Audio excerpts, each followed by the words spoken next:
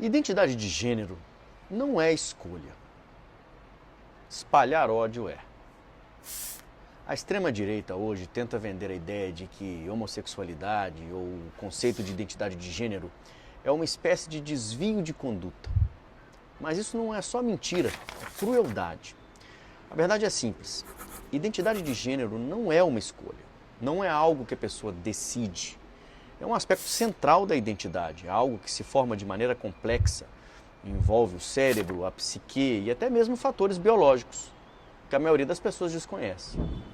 A ciência tem mostrado que há diferenças estruturais no cérebro de pessoas trans, por exemplo, em relação às pessoas cisgênero, principalmente em regiões associadas à identidade de gênero, como o hipotálamo e o núcleo da estria terminal.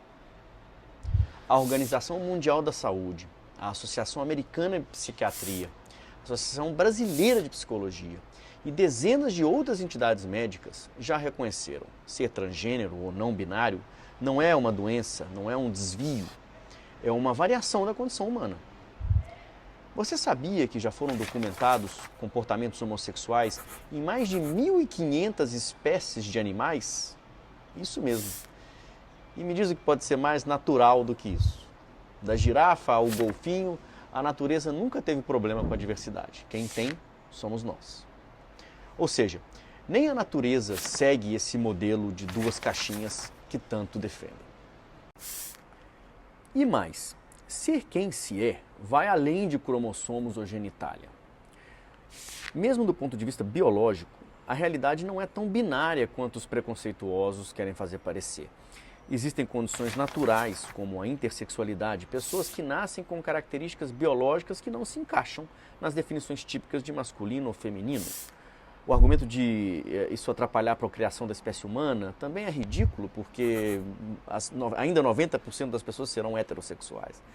E não estamos também falando de pessoas que acham que são plantas ou se identificam com um dragão, como os militantes do ódio gostam de caricaturar. Nós estamos falando de pessoas que participam de grandes grupos de pessoas, né, que já eram marginalizadas antes do discurso de ódio de direita, que agora só aprofunda ainda mais essa marginalização. Qual o problema de você respeitar a pessoa por aquilo que ela é ou quer ser? Por que você teria o direito de não tratar com dignidade alguém só porque faz escolhas ou tem vivências diferentes da sua? Não é você quem vive no corpo e na mente da outra pessoa. Ou que, se você não quiser, não precisa nem conviver com ela. Mas não precisa desrespeitar. Faço uma pergunta, você deixaria de gostar de quem você gosta? Conseguiria controlar o que sente ou pelo que se atrai? Não. Justamente porque não é uma escolha. E é exatamente assim a identidade de gênero. Um trans não quer ser aquilo por capricho. Ela não vive marginalizada dia e noite, vestida de mulher porque quer entrar no banheiro feminino. Isso é absolutamente ridículo. Ela é o que ela sente e como ela se reconhece. E isso deve bastar para que ela seja tratada com o mesmo respeito de qualquer outra pessoa.